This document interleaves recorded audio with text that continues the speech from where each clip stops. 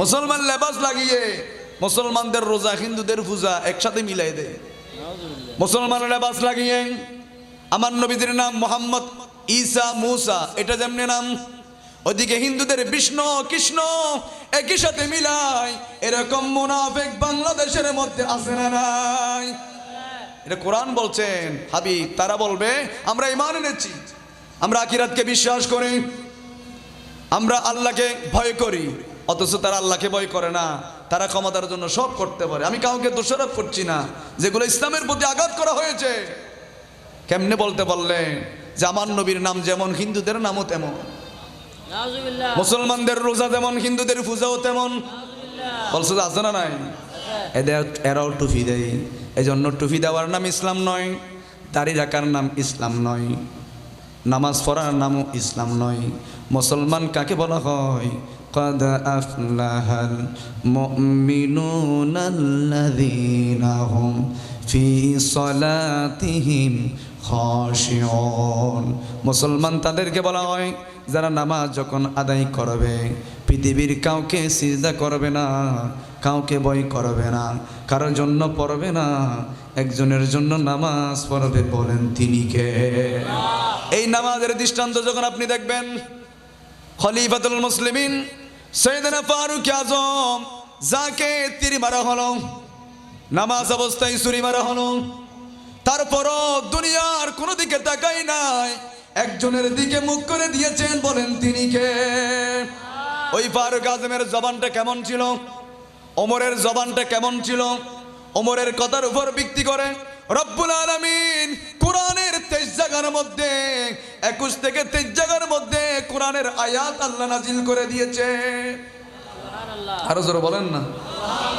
ওমরের কথা এমন মর্যাদা ছিল, এমন পছন্দনীয় ছিল, এমন সম্মানী ছিল, এমন আল্লাহর কাছে কবুল ছিল।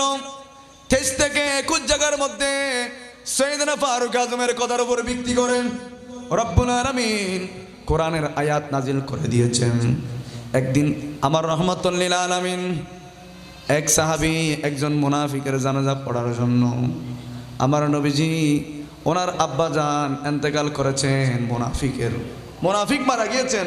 ওনার ছেলে আসলেন নবীজির কাছে, ইয়া রাসূলুল্লাহ, আব্দুল্লাহ ইবনে উবাই, ইয়া রাসূলুল্লাহ আমার বাপ তো, ইয়া রাসূলুল্লাহ উনি ইন্তেকাল করেছেন, আমি জানি উনি মুনাফিক, উনি মুনাফিকদের বড় সর্দার।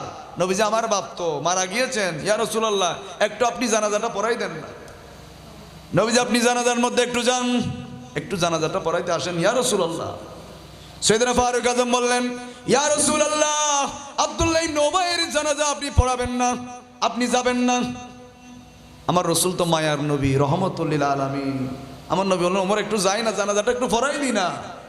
সাইয়েদনা ফারুক আজম জামা টেনে ধরলেন, নবীজি এই আব্দুল্লাহ ইবনে উবাই আমরা মুসলমানদের মধ্যে যত সংকল্প হয়েছেন, যত ধরনের চুক্তি হয়েছেন, সবগুলা কাফেরদেরকে বলে দিয়েছেন।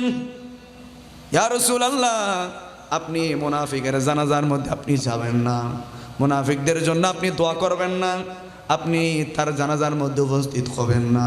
সাইয়েদনা ফারুক আজম আমার নবীর জামাটা টেনে ধরলেন, সাথে সাথে আরশ আজিম থেকে আয়াত যিনি নাজিল করেছেন, বলেন তিনি কে? আরো জোরে বলতে হবে।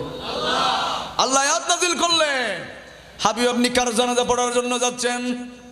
নবীজি মুনাফিকদের জন্য আপনি দোয়া করতে পারবেন না, মুনাফিকদের জানাজাও পড়বেন না, তাদের জন্য দোয়াও আপনি করতে পারবেন না। সুবহানাল্লাহ বলে। সাইয়েদনা ওমরের কথার উপর ভিত্তি করে কোরআনের আয়াত আল্লাহ নাজিল করে দিলেন, হাবিব মুনাফিকদের জানাজা আপনি পড়িয়েন না, তাদের জন্য দোয়াও করিয়েন না। ইন্নাল মুনাফিকিনা ফিদ দারকিল আসফালি মিনান নার, মুনাফিকরা জাহান্নামের এত নিকৃষ্ট জায়গার মধ্যে যাবেন। জাহান্নামের মধ্যেও ক্লাস হবে, first class, second class, third class. জাহান্নামের মধ্যেও ক্লাস আছে। জান্নাতের মধ্যে যেমন ক্লাস রয়েছেন, জান্নাতুল ফিরদৌস, জান্নাতুল আদন, এইভাবে যেমন জান্নাতের মধ্যে ক্লাস আছে, জাহান্নামের মধ্যেও ক্লাস আছে। মুনাফিকরা তো জাহান্নামে যাবেই যাবে।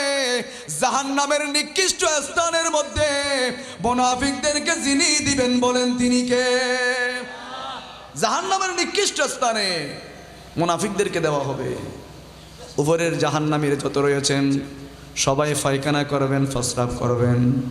নিচে একেবারে যেই জাহান্নামটা রয়েছেন ওই জাহান্নামের মধ্যে মুনাফিক থাকবেন। ওই মুনাফিকরা ক্ষুধার তাড়নায় ওই পায়খানা প্রস্রাবগুলা খেয়ে ফেলবেন।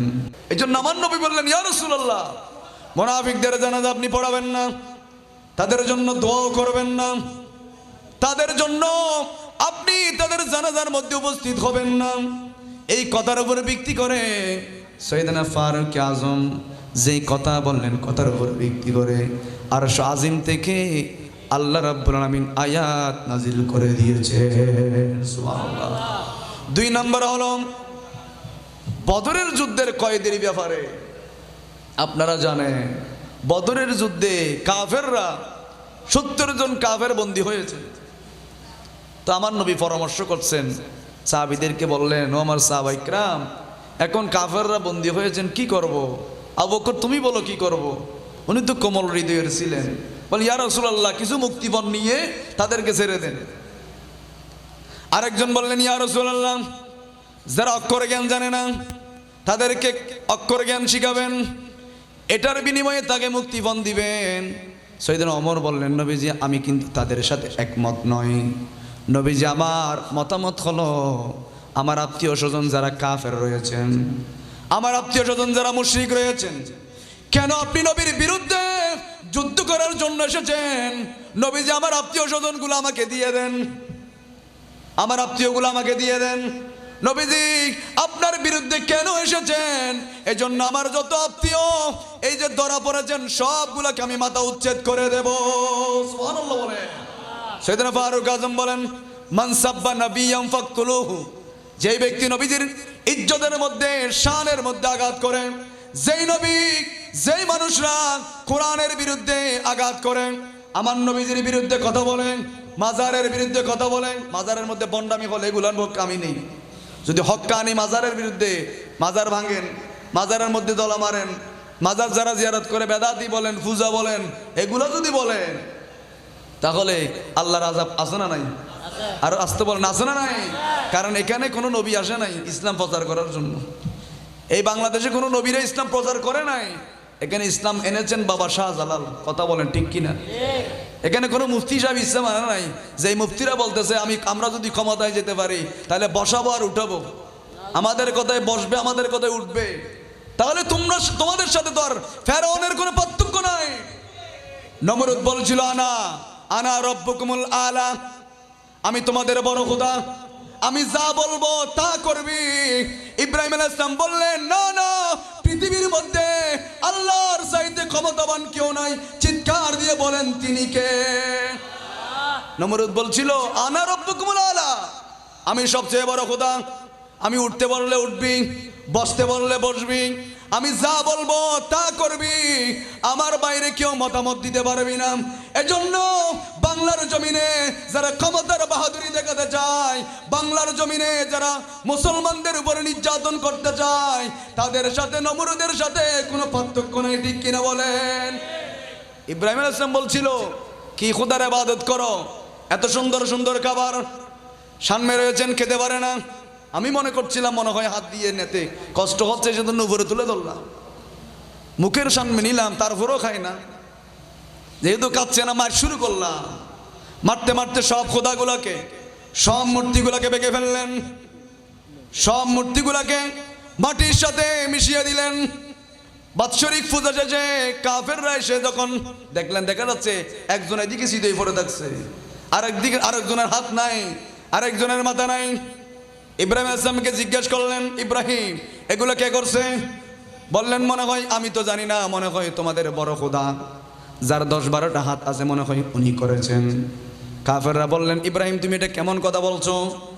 যেই প্রভুর আমরা ইবাদত করি ওনারা কিন্তু কথা বলতে পারে না, ওনারা কাউকে মারতে পারে না, সামনে খাবার দিলেও খেতে পারে না। ইব্রাহিম আলাইহিস সালাম বললেন, যেই প্রভুকে মারলে রক্ষা করতে পারে না, যেই প্রভুর সামনে খাবার আছে খাবার খাইতে পারে না, এমন ভাবে মারলাম রক্ষা করতে পারে না। যেই প্রভু নিজেকে নিজে রক্ষা করতে পারে না, ওই প্রভু তোমাদেরকে কেমনে রক্ষা করবে? কথা বলেন ঠিক কিনা? যিনি নিজেকে রক্ষা করতে পারে না ও তোমাকে কেমনে রক্ষা করবে, তোমাদেরকে কেমনে রক্ষা করবে? তখন বিচার গেলেন নমরুদের কাছে, যিনি বলতো আনা রব্বুকুমুল আলা, আমি সবচেয়ে বড় খোদা, আমার কথায় উঠবা, আমার কথায় বসবা, আমি যা বলবো তা। মিলে গিয়েছেন, নামে মুসলমান, কামের মধ্যে দেখা যাচ্ছে নমরুদের অনুসারী আছে না নাই? বলেন না, আছে না নাই? এজিদের বংশধর আছে না নাই? তারাও মুসলমান ছিল, তারাও বলতো অবু শুক্রবার জুমার নামাজের আজান দিছে, ইমাম হুসাইনকে জবাই পরে করব, আগে একটু নামাজটা পড়ে আসে। তারাও কোরআনে হাফেজ ছিল, যিনি জবাই করতেছেন উনিও কোরআনে হাফেজ ছিল, 30 পারা কোরআনের হাফেজ ছিল। এই জন্য দাড়ি রাখলে, ভালো ভালো কোরআন শরীফের আয়াত পড়লে, ভালো ভালো লেবাস নিয়ে কথা বললে ঝুঁকে পড়বেন না। দেখতে হবে তার ভিতরে আশিক রাসূল নবীজির মহব্বত আছে না কিনা, কথা বলেন ঠিক কিনা? কারণ সিদ্দিক আকবর আমাদেরকে শিক্ষা দিয়েছেন, আমার নবী যখন মেরাজে গেলেন তখন আমার নবীজি খুশি হয়ে সবাইকে বলতে লাগলেন, আমি মেরাজে গিয়েছি, নামাজ আনলাম, আমার উম্মতের জন্য গুনাহ মাফ চাইলাম, জান্নাত পরিদর্শন করলাম, জাহান্নাম দেখলাম, কিন্তু এখানে কোনো সেকেন্ড লাগে নাই, মিনিট লাগে নাই, এগুলো মুহূর্তের ভিতরে হয়েছেন। কাফেররা বলতে লাগলেন, মোহাম্মদ মনে হয় পাগল হয়ে গেছে, মোহাম্মদের মাথা মনে হয় ঠিক নাই।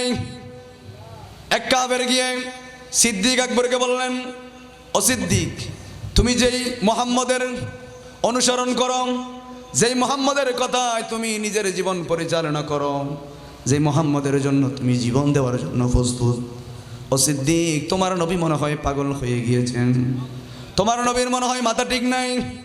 গত রাতের বেলায় কিছু অংশের মধ্যে নাকি মসজিদে হারাম থেকে বাইতুল মুকাদ্দাস গিয়েছেন, ওখান থেকে নাকি প্রথম আসমান, দ্বিতীয় আসমান, তৃতীয় আসমান, চতুর্থ আসমান, পঞ্চম আসমান, ষষ্ঠ আসমান, সপ্তম আসমান, ওখান থেকে নাকি রফ নাকি ওনাকে আল্লাহর সাথে দিদার করিয়েছেন, আল্লাহর সাথে নাকি কথা বলেছেন, তাও নাকি কোনো মিনিট হয় নাই, সেকেন্ড হয় নাই। আবার নাকি জান্নাত পরিদর্শন করেছেন, জাহান্নামও নাকি পরিদর্শন করেছেন। এটা কি বিশ্বাস করার মতো কথা? কাফের বলতেছে। সিদ্দিক আকবর বললেন, এটা কি আমার নবীর জবানে বলছে? আমার নবী কি বলছে? বললেন, আমি নিজের কানে শুনলাম, এটা তোমাদের নবী বলেছেন। বললেন, আমার নবী যদি বলে কোনো ধরনের ফতোয়া নাই, আমার মোস্তফা যদি বলে কোনো ফতোয়া ছাড়া, আমি সিদ্দিক আকবর বিশ্বাস করে নিলাম। দেখছেন, কোনো ফতোয়া ছাড়া, কোনো দলিল ছাড়া বিশ্বাস করার নাম সিদ্দিক আকবর, কথা বলেন ঠিক কিনা?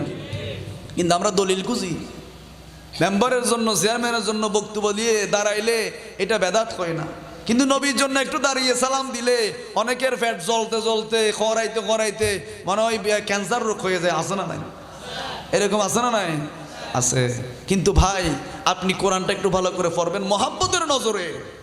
আল্লাহ যেই নবীকে ইয়া মোহাম্মদ বলে নাই, অথচ অন্য নবীকে বলছেন ইয়া ঈসা, ইয়া মুসা, এভাবে নাম ধরে ডেকেছেন।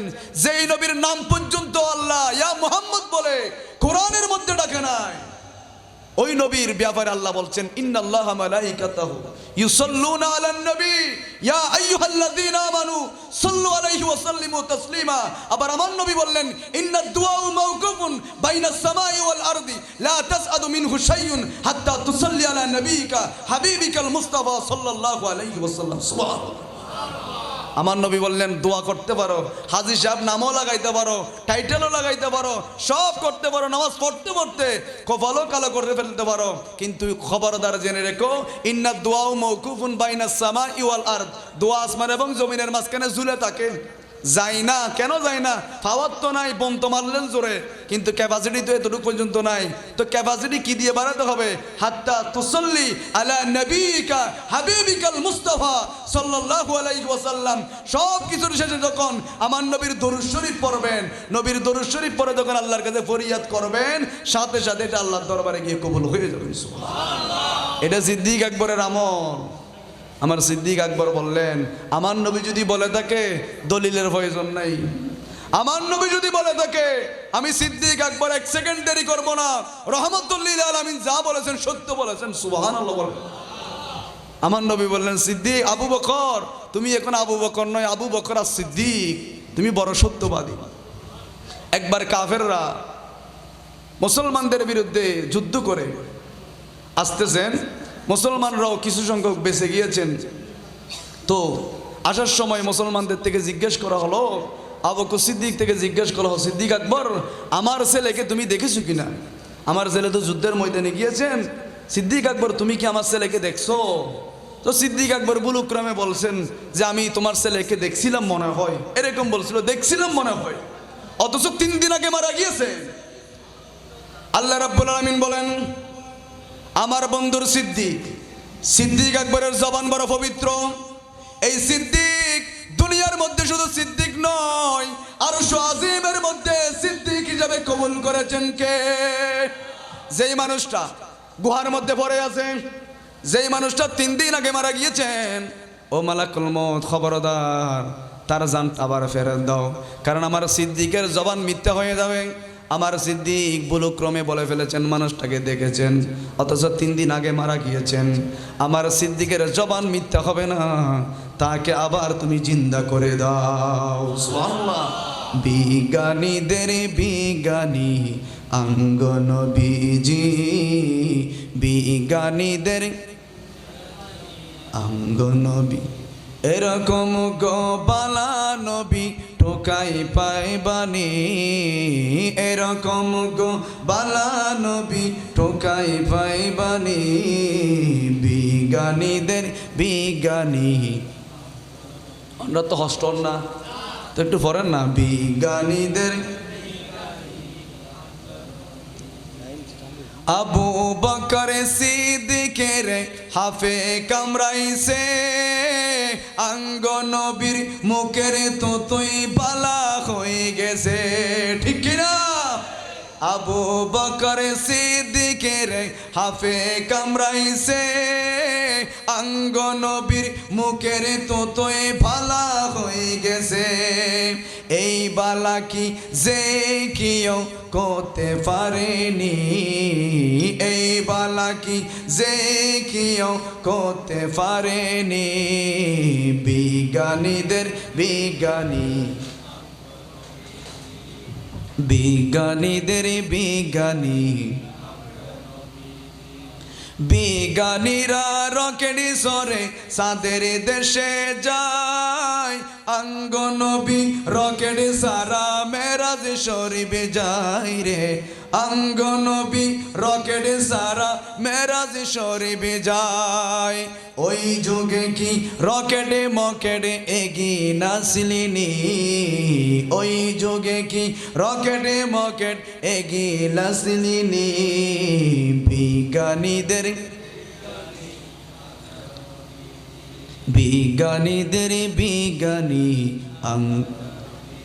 এরকম গো বালা নবী টোকাই পাইবানি, এরকম গো মায়ারে নবী টোকাই পাইবানি। বিজ্ঞানীদের আঙ্গ নবীজি, বিজ্ঞানীদের বিজ্ঞানী আঙ্গ নবীজি। আল্লাহুম্মা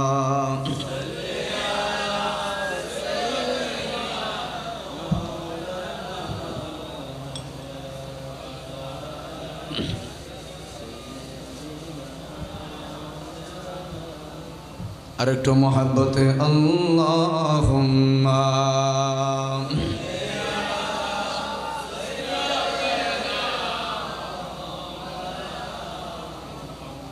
ওয়ালা আলি সাইয়্যিদিনা।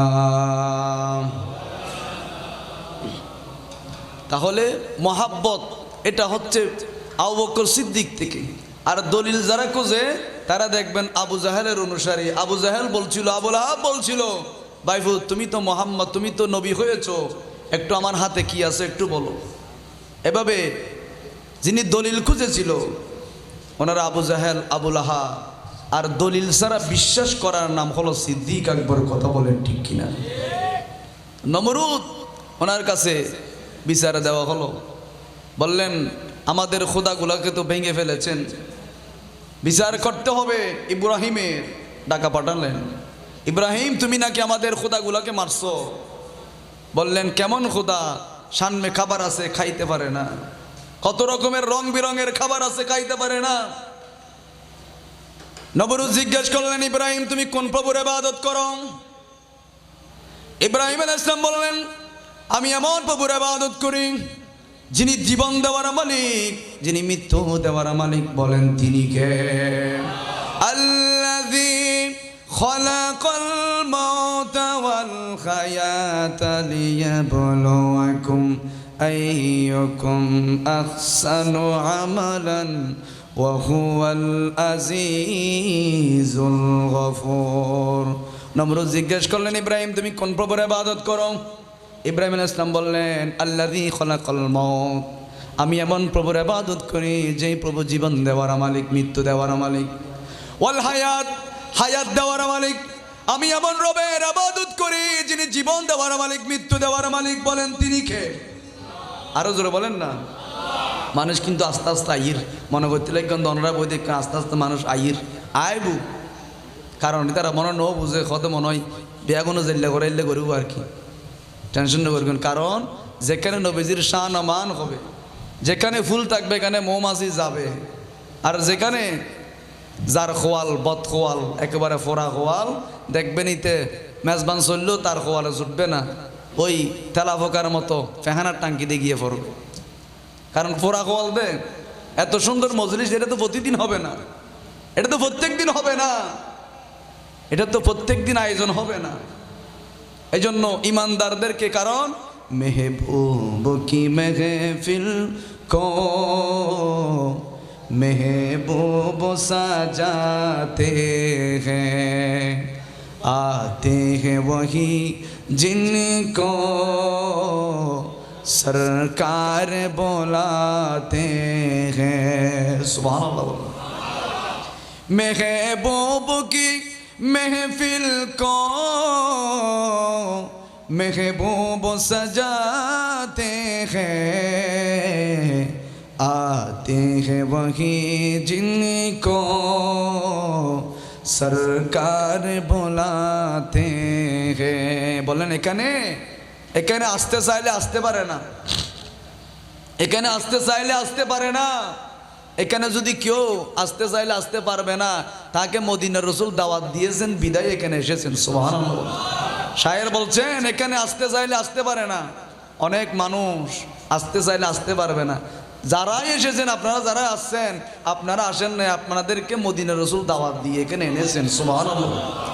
কত বড় ভাগ্যবান, নবীজি দাওয়াত দিয়েছে, আমার নবী আপনাকে নিয়ে এসেছেন, আল্লাহ কবুল করেছেন। কত মানুষ আপনার চাইতে বড় বাহাদুর বাহাদুর মানুষ রাস্তায় রাস্তায় অনেক ধরনের গল্প করতেছে, কথাই আপনি পারবেন না। সেই বলে এগুলো দরকার নাই, আমার অনেক কাজ আছে, এর চাইতে বরং ব্যবসা করলে আমার অনেক লাভ হবে, অনেক বেচা বিক্রি হবে। এই জন্য আপনাদের শুকরিয়া জ্ঞাপন করছি যারা একেবারে মোটামুটি বরফর হয়ে গিয়েছেন, আলহামদুলিল্লাহ। বিচার দেওয়া হলো নমরুদের কাছে, যিনি বলতো আমার কথাই উঠবা, আমার কথাই বসবা, আনা রাব্বুকুমুল আলা, আমি সবচেয়ে বড় খোদা, যে বলতো তার কাছে বিচার দেওয়া হলো। ইব্রাহিম তুমি কোন প্রভুর ইবাদত করো? বলেন আমি এমন প্রভুর ইবাদত করি আল্লাযী খালাকাল মাউত, যিনি মৃত্যু দেয়, ওয়াল হায়াত, যিনি হায়াত দেয়, যিনি সম্মান দেয়, যিনি বাঁচাই রাখে, যিনি গুলির আঘাত থেকে সরাই দেয়, বলেন তিনি কে? আমার প্রভু এমন প্রভু যার হিসাবের মধ্যে কোনো ভুল নাই, যিনি পুঙ্খানুপুঙ্খানুভাবে কিয়ামতের ময়দানে লক্ষ লক্ষ কোটি কোটি মানুষের জন্মে বিচার করবেন। কিন্তু ইমানদারের বিচার কিন্তু মুনাফিকের মতো করবেন না, এরকম চারিদিকে চাদর দিয়ে ইমানদারের বিচার করবেন, আর আল্লাহ বলবেন গোলাম তোকে আমি মাফ করে দিয়েছি। এগুলো ইমানদারদের জন্য।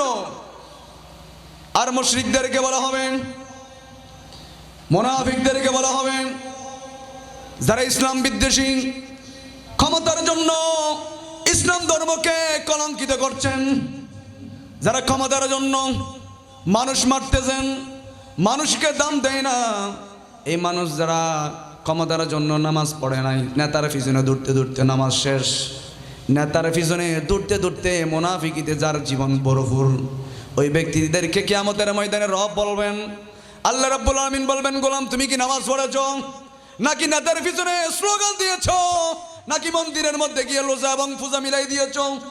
উনি বলবেন দুনিয়ায় তো কত মিথ্যা কথা বললাম, কত মিথ্যা আশ্বাস দিয়ে দিয়ে মানুষকে গুমরাহি করলাম, দেখি না একটু কিয়ামতের মাঠে একটা মিথ্যা কথা বলে দেখি না। আল্লাহর সামনে বলবেন রব্বুল আলামিন আমি কিন্তু বেনামাজি নই। আল্লাহ বলবেন গোলাম তুমি কি নামাজ পড়ছো? মনে মনে হবো তো দুনিয়াত কত মিথ্যা কথা কইলাম, কত আচারে মিশে বানাই দিলাম, কত মিথ্যা মামলা মানুষকে দিলাম, কত জজকে আমি টাকা দিয়ে বিচার ফাল্টাই নিলাম, এখানেও মিথ্যা বললো, অসুবিধা কি? আল্লাহ রাব্বুল আলামিনকে বলবেন রব্বুল আলামিন আমি নামাজ পড়েছি, আপনার ফেরেশতারা ভুল করে অন্যজনের আমলনামাগুলো আমার কাঁধের মধ্যে চাপিয়ে দিয়েছেন। আল্লাহ বলবেন তুই আমার সাথে মিথ্যা বলছিস? আমার ফেরেশতারা কিন্তু ভুল করে না, আমার ফেরেশতারা মিথ্যা বলে না, আমার ফেরেশতাদের কাজের মধ্যে কোনো ধরনের ভুল নাই। তুই যা করেছিস এই আমলনামাগুলো তোর কাঁধের মধ্যে চাপিয়ে দেওয়া হলো। ওই ব্যক্তি বলবেন আল্লাহ আমি নামাজ পড়েছি, আমি জিন্দেগিতে কোনোদিন সুদ খাই নাই, জীবনে কোনোদিন নেতার পিছনে স্লোগান দিই নাই। আল্লাহ বলবেন গোলাম তুই যদি নামাজ পড়ে থাকস তাহলে কোটি কোটি মানুষের জন্মে এই কিয়ামতের ময়দানে একটা সিজদা যদি তুই আমাকে দিতে পারিস আমি ধরেই নিব তুই নামাজি ছিলি, তুই বেনামাজি নয়, তুই ফরেজগার, হাজী সাহেব, কাজী সাহেব, আমি প্রমাণ করে দেব তুই নামাজি, এটা বলে দেব। কিন্তু ওই ব্যক্তি অভিনয় করে আল্লাহর কদমের মধ্যে যখন সিজদা দিতে যাবেন আল্লাহ বলবেন ওই পিঠের মধ্যে আল্লাহ বলবেন পিঠ এটা লোহার মতো শক্ত, যিনি করে দিবেন বলেন তিনি কে? অভিনয় করবে আল্লাহ আমি নামাজ পড়ছি, আল্লাহ বলবেন নামাজ পড়লে সিজদা দেন, লোহার মতো পিঠ শক্ত হয়ে যাবে, সিজদা দেওয়ার জন্য উইতে পারবে না, নিড়াইতে পারবে না, তারপরও জিকির করবে রব্বুল আলামিন এত অপরাধী আমি ছিলাম না, এত নামাজ আমি ছাড়ি নাই, দুই একটা সাল্লে ছাড়ছি। আল্লাহ বলেন তুই জীবনে কোনোদিন নামাজ পড়স নাই, যদি নামাজ পড়ে থাকিস কিয়ামতের ময়দানে একটা সিজদা দিয়ে দেখা। কারণ কিয়ামতের ময়দানটা এমন হবে যখন পাপ পুণ্যের বিচার হবে, জান্নাতীরা যখন জান্নাতের মধ্যে চলে যাবে আল্লাহ বলবেন গোলাম যত কিছুর ওয়াদা আমি আল্লাহ দিয়েছিলাম, আমি রহমান হিসাবে রব্বুল আলামিন হিসাবে যা কিছুর ওয়াদা দিলাম তোমরা সবাই প্রত্যেক কিছু সব কিছু পেয়েছো কিনা বলো? সবার জবান দিয়ে বের হবে আলহামদুলিল্লাহি রাব্বিল, আরো জোর বলেন না আলামিন। আল্লাহ সব পেয়েছি। আল্লাহ আপনি দুধের ঝর্ণা দিয়েছেন, মধুর ঝর্ণা দিয়েছেন, শরাবান তাহুরা মিষ্টি পানির ঝর্ণা, আল্লাহ আপনি ফাকির বুনা কলেজা খাওয়াইয়েছেন, রব্বুল আলামিন এত নাজ নিয়ামত দিয়েছেন, আপনার নিয়ামতগুলা পেয়ে আমরা খুশি হয়ে গেলাম, আর কিছুর আফসোস নাই। আল্লাহ বলবেন গোলাম সবগুলা পেয়েছো কিনা? সবাই বলবেন আলহামদুলিল্লাহি রাব্বিল আলামিন। কিন্তু একজন জান্নাতি বলবেন মালিক আপনাকে তো জীবনে কোনোদিন দেখি নাই। সুবহানাল্লাহ বলেন। আল্লাহ সব পেয়েছি, আপনাকে তো কোনোদিন দেখি নাই। আল্লাহ বলবেন গোলাম কপালের চোখে পৃথিবীর কেউ দেখতে পারবে না আমার হাবিবুল্লাহ ছাড়া। সুবহানাল্লাহ। যেহেতু তোমরা বলছো কিয়ামতের ময়দানে দেখার জন্য, জান্নাতের মধ্যে দেখার জন্য রেডি হও, আমি রব্বুল আলামিন তোমাদেরকে সূরা রহমানটা একটু তেলাওয়াত করে শোনাবো। সুবহানাল্লাহ বলেন। আল্লাহ বলবেন রেডি হও তোমরা আমাকে দেখার জন্য। আল্লাহ রব্বুল আলামিন অনেক হাজার নূরের জগতের পর্দা থেকে একটা পর্দা তুলে সেদিন মহান রব্বুল আলামিন জান্নাতীদেরকে সূরা রহমান তেলাওয়াত করে কলিজা ঠান্ডা করে দিবে। আর রহমানু আল্লামাল কুরআনা খালাকাল ইনসান আল্লামাহুল বায়ান। রহমানকে আরো জোরে বলেন না। দুনিয়া সুন্দর, মানুষ সুন্দর, আসমান সুন্দর, জমিন সুন্দর, সুন্দরে সুন্দরে পাল্লা জানি না কত সুন্দর। সবাই বলেন না জানি না কত সুন্দর। দুনিয়া সুন্দর, মানুষ সুন্দর, আসমান সুন্দর, জমিন সুন্দর, সুন্দরে সুন্দরে পাল্লা জানি না কত সুন্দর। কেমন রব, এই চেহারাটা, এই স্ট্রাকচারটা আপনাকে বানিয়েছেন আল্লাহ বলেন প্রত্যেক কিছু কোন বলার সাথে সাথে হয়ে গিয়েছেন। কিন্তু আমি রব তোর এই চেহারাটা বড় ডিজাইন করে পৃথিবীর কাউকে দায়িত্ব দিই নাই। আমি আল্লাহ ডিজাইনার হয়ে, আমি আল্লাহ আর্কিটেকচার হয়ে আমি তোর এই চেহারাটা, নাকটা কোথায় দিলে সুন্দর, আমি এই জায়গার মধ্যে আমি আল্লাহ নিজেই বসালাম। সুবহানাল্লাহ বলে। চোখটা কোথায় দিলে সুন্দর বান্দা, এই চোখটা কোন জায়গার মধ্যে দিলে সুন্দর হবে, আমি আল্লাহ নিজ হাতে বসালাম। এই কানটা কোথায় দিলে সুন্দর হবে, এই কপালটা কোন দিকে দিলে সুন্দর হবে, এই দাঁতগুলোকে কোন জায়গার মধ্যে গিয়ে স্টপ করে দিলে সুন্দর হবে। মহিলাদেরকে দাড়ি নাই কেন, দাড়ি নাই কেন? সবাই তো মানুষ, সবাই তো সমান অধিকার চায়, সবাই তো ছেলেদের মতো বলতে চাই, ছেলে যেমন আমরাও মেয়েরাও তেমন। তাহলে আল্লাহ বলেন কাকে কিভাবে সুন্দর লাগবে? মহিলাদেরকে দাড়ি দিলে সুন্দর লাগবে নাকি দাড়ি দ্বারা সুন্দর লাগবে? এই জন্য মহান রব আমাদের এই চেহারাটা, স্ট্রাকচারটা, এই আকৃতিটা নিজ হাতে ডিজাইন যিনি দিয়েছেন বলেন তিনি কে? আল্লাহ রাব্বুল আলামিন বলেন বান্দা কোন জিনিস তোকে আমি আল্লাহর আমি রব থেকে দূরে রেখেছেন, কোন জিনিস আমি আল্লাহর জিকির থেকে দূরে রেখেছে? তোর কি মন চায় না এত সুন্দর চেহারা দিয়ে কেমনি ভাবে তুই জাহান্নামের মধ্যে যাবি? তোর কি মন চায় না নামাজ পড়ার জন্য? তুই কি ফরজ নাই? তোমাদের নবী কি জানাই নাই জুমার নামাজ পড়লে 1 সপ্তাহ পর্যন্ত ছোট ছোট গুনাহগুলো যিনি মাফ করে দেয় বলেন তিনি কে? দেখছেন আপনি জুমার নামাজ পড়তে আপনি ঢুকেছেন, এই জন্য আমার নবী আগে আসবেন, লাস্ট মুনাজাত করে যখন আপনি বের হবেন, মুনাজাত করে যখন বের হবেন আল্লাহর কাছে যখন বলবেন রব্বানা যালামনা আনফুসানা ওয়া ইল্লাম তাগফির লানা ওয়া তারহামনা লানাকুনান্না মিনাল খাসিরিন। রব্বানা, ও আমার রব, যালামনা, জুলুম করেছি, আত্মার উপর জুলুম করছি, নফসের উপর জুলুম করছি, আল্লাহ অন্যায়ের উপর অন্যায় করেছি, আমি নাফরমান করেছি মালিক, কিন্তু আমি অনুতপ্ত হলাম। রব্বুল আলামিন জুমার নামাজের লাস্ট মুনাজাত আপনার হাবিব বলেছেন, রহমাতুল লিল আলামিন বলেছেন, জুমার নামাজের লাস্ট মুনাজাতের মধ্যে 1 ফোঁটা চোখের পানি জমিনে পড়ার আগে আগে জিন্দেগির গুনাহগুলো যিনি মাফ করে দেন বলেন তিনি কে? তুমি কি পড়ো নাই? 1 সপ্তাহ নামাজ পড়ছে, আমার নবী বলছেন অনাথ অষ্ট না শেষ করে দিই, মনে হয় সময় বেশিও গিয়ে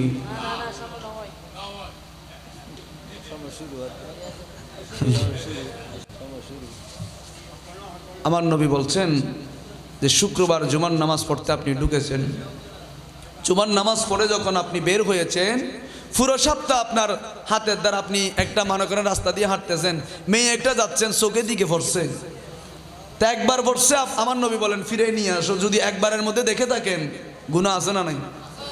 আছে না নাই? আছে। তো এরকম গুনাহ অনেক ধরনের হয়েছেন বা ভুলক্রমে মিথ্যাও বলে ফেলেছেন। আমার নবী বলেন জুমার নামাজ পড়ে বের হয়েছেন, 5 ওয়াক্ত নামাজ পড়তেছেন, জমিনের মধ্যে কাজও করতেছেন, নামাজের সময় নামাজ পড়তেছেন, আবার যখন জুমার নামাজ পড়ে যখন বের হয়েছেন পুরো সপ্তাহের ছোট ছোট গুনাহগুলো আল্লাহ মাফ করে দিবেন। আবার আমার নবী বলেন 1 রমজান থেকে আরেক রমজান, 1 রমজান থেকে আরেক রমজান পর্যন্ত যত ছোট ছোট গুনাহ আপনি করেছেন, যত আপনার দ্বারা গুনাহ হয়েছেন, এই গুনাহগুলা রব্বুল আলামিন 1 রমজান থেকে আরেক রমজান পর্যন্ত জীবনের গুনাহগুলা যিনি মাফ করে দিবেন বলেন তিনি কে? এই জন্য আবার আমার নবী বললেন যারা নামাজ পড়ে না, জুমার নামাজ যারা পড়ে না, 5 ওয়াক্ত নামাজ যারা পড়ে না, 1 জুমার নামাজ যারা পড়ে না, তাদের অন্তরের মধ্যে আল্লাহ একটা মোহর মেরে দেয়। 2 জুমা যারা পড়ে না আর একটা মোহর মেরে দেয়। 3 জুমা যারা পড়ে না আল্লাহ রাব্বুল আলামিন 3টা মোহর মেরে দিয়ে তাকে মুনাফিকদের দলভুক্ত হিসাবে যিনি ঘোষণা করেন বলেন তিনি কে? বলতে পারেন হুজুর নিজের ছেলে কেমনে বাপকে জবাই করে দেয়, নিজের মাকে কেমনে নিজের ছেলে জবাই করে দেয়, নিজের বাপকে কেমনে নিজের ছেলে মারতে মারতে টুকরা টুকরা করতে করতে বস্তাবন্দি করে সাগরের মধ্যে ফেলে দেয়। হুজুর নিজের এলাকার মানুষকে কেমনে মারতে পারে, হুজুর নিজের এলাকার মানুষগুলোকে কেমনে গুলি করে মারতে পারে তাদের হিস্ট্রি আপনি পড়বেন, দেখবেন তার থেকে ইমানটা এমন ভাবে বের হয়ে গিয়েছে যার কারণে, কারণ আমাদের কলবটা, আমাদের রুট, আমাদের আত্মাটা, আমাদের সুল্ট যেটা আত্মা রূপ, এই রুটটা দুধের চাইতে সাদা। যখন আপনি পৃথিবীর মধ্যে আসলেন, মায়ের গর্ভ থেকে আসলেন, একেবারে মাসুম, দুধের চাইতে সাদা। আপনি যখন মিথ্যা একটা মারে দিয়েছেন তখন একটা ক্রস পড়বে, কালো কালো দাগ। নামাজ একক তো পড়েন নাই, আর একটা কালো দাগ। ঘুষ খাইছেন, আর একটা কালো দাগ। এভাবে কালো হতে হতে যখন একেবারে কালো হয়ে যাবে তখন আপনি মানুষকে জবাই করে দিলেও চিন্তা আসবে না, অনুতপ্ত হবে না, আপনার মধ্যে অনুশোচনা আসবে না, যার কারণে আপনি এরকম করতে পারেন। এজন্য আমার নবী বলেন, 3 জুমা যে ছেড়ে দেয় তার নামটা মুনাফিকদের খাতার মধ্যে উঠে যায়, তার কোনো ইবাদত কবুল হয় না। তওবা করতে হবে, আল্লাহর কাছে মাপ চাইতে হবে, কান্নাকাটি করতে হবে। তারপরেও ফতকলা আছে না নাই? আল্লাহ কত রহমানুর রহিম। এত অপরাধ করতেছি আমরা, এত জুলুম করতেছি, আমাদের মুখ দিয়ে বের হয় আমরা যখন আসবো আমরা ভূমিকম্প বন্ধ করে দেব। কেন? এটা কি তুমি কি মনে করছো এটা তোমার দুনিয়ার ইয়ার মতো?